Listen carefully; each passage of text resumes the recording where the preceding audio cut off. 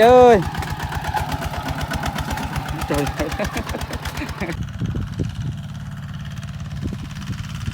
trời mà bạc cô cho nó bạc hào trời ai mà bạc lịch bay rồi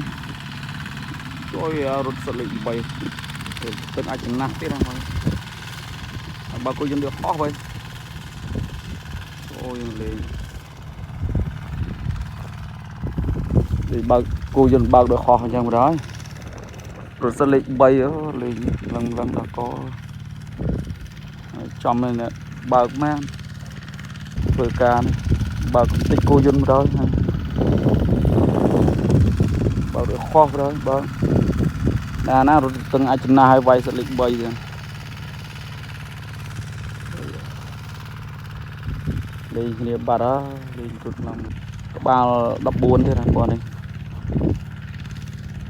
rút đó này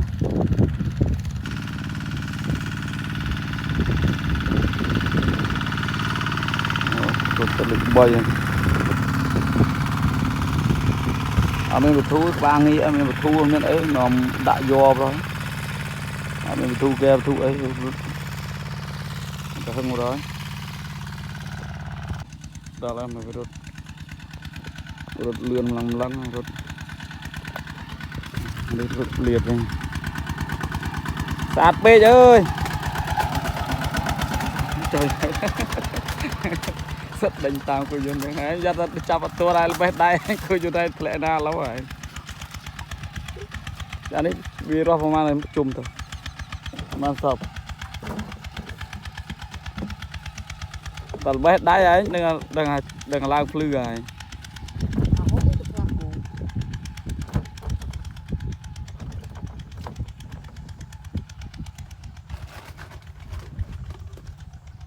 trời ơi